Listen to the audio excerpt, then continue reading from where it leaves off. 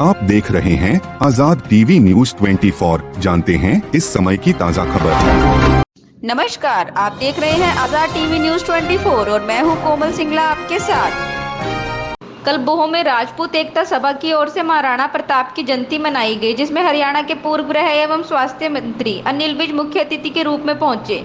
इस दौरान राजपूत एकता सभा की ओर से अनिल विज का जोरदार स्वागत किया गया। साथ ही सदस्यों ने अनिल विज के संबोधन में कहा कि अनिल विज जैसा ईमानदार नेता कोई हो ही नहीं सकता, क्योंकि जनता की सेवा के लिए आज तक उन्होंने चंडीगढ़ में कोठी नहीं ली, बल्कि जन सेवा में ही लगे रहे। वहीं शाम के समय अनिल विज ने अंबाला छावनी के बाजारों में डोर टू डोर जनसंपर्क अभियान को जारी रखते हुए भाजपा प्रत्याशी बंतो कटारिया के लिए वोट मांगे।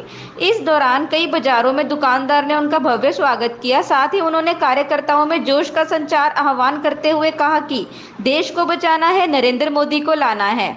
श्री विज ने कहा कि एक एक वोट भाजपा को मिलनी चाहिए और इसके लिए कार्यकर्ता अपनी कमर कस लें और वोट का आह्वान घर घर और दुकान दुकान पर जाके करें। बाजारों में फूलों की बरखा एवं फूल मालाएं पहनाकर पूर्व मंत्री श्री अनिल विज का स्वागत दुकानदारों ने किया। दुकानदारों ने पूर्व मंत्री श्री अनिल विज को आश्वस्त किया कि उनका एक एक वोट नरेंद्र मोदी को ही जाएगा। इस दौरान जय जयकारों के साथ भाजपा कार्यकर्ता बाजारों से निकले। वहीं बाजार एसोसिएशनों ने कहीं फूल मालाएं पहनाकर उनका स्वागत किया तो कहीं लड्डू खिलाते हुए स्वागत किया। गर्मी और उमस के बीच भी कार्यकर्ताओं का जोश कम नहीं था और सैकड़ों की संख्या में कार्यकर्ता नारे लगाते हुए बाजार से निकले। चलिए आप भी देखिए आजाद टीवी न्यूज 24 के साथ इस दृश्य की कुछ झलकियां। साथ ही सुनिए कि अनिल विज ने जन संबोधन में और क्या कहा। क्योंकि मान्यवर आपके आशीर्वाद से मैं आपके गीत गाता हूँ, राजपूतों के गीत गाता हूँ।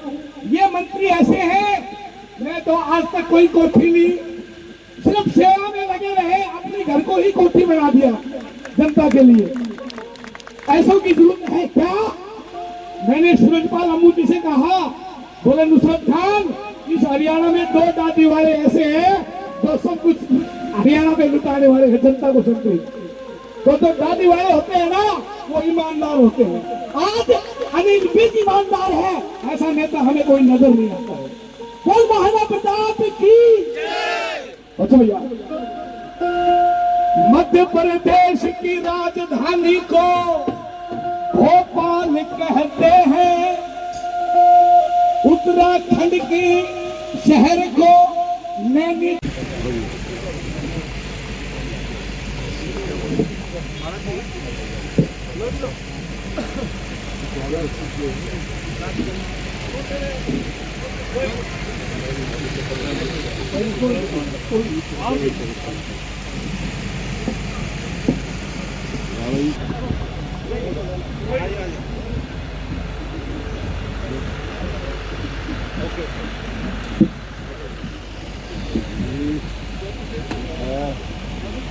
ऊपर आ जल्दी, ऊपर आ जल्दी। एक बार सर, एक मिनट सर, एक मिनट।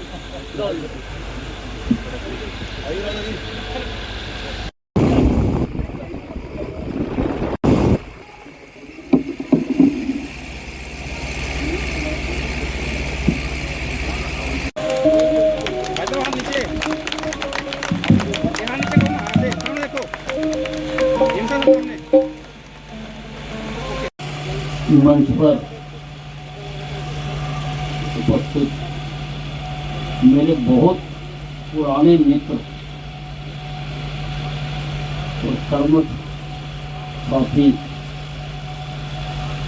चेयरमैन कोऑपरेटिव बैंक के अमरपाल राणा जी, मदनपाल राणा, बहुत आनंद का एहसास हुआ है। आज हम उस महाराणा प्रताप का जन्मदिन जयंती मना रहे हैं, जो सारे देश में आत्म सम्मान से जीने वाले लोगों का आदर्श है। लोग उनको देखकर अपने जीवन का रास्ता बनाते हैं। अनेकों कहानियां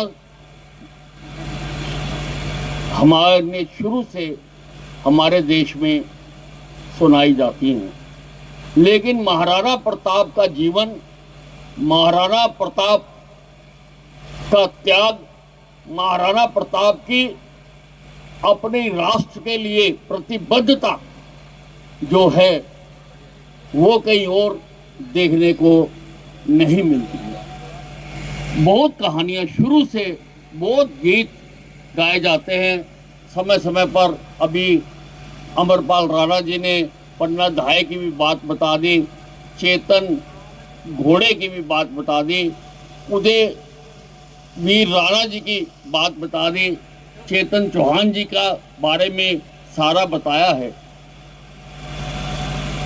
हमारे सामने उनका जो जीवन है वो प्रेरणा का स्रोत है।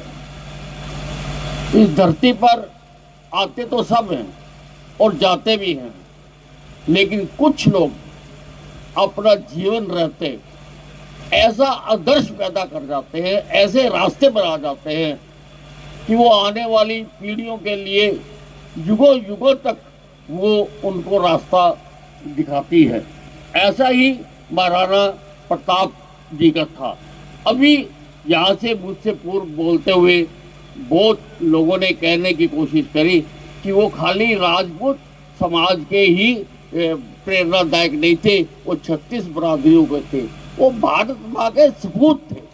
भारत माता का जो सपूत है वो सारे जो भारत माता के बच्चे हैं उन सब का प्रेरणा स्रोत है। उन सब के लिए, जैसा मैंने शुरू में ही कहा, कि वो उनके जीवन को देखकर आत्म सम्मान से जीवन जीने के लिए उनका हमारे सामने एक उदाहरण है कि आत्म सम्मान से कैसे जीना है, राष्ट्र के लिए कैसे।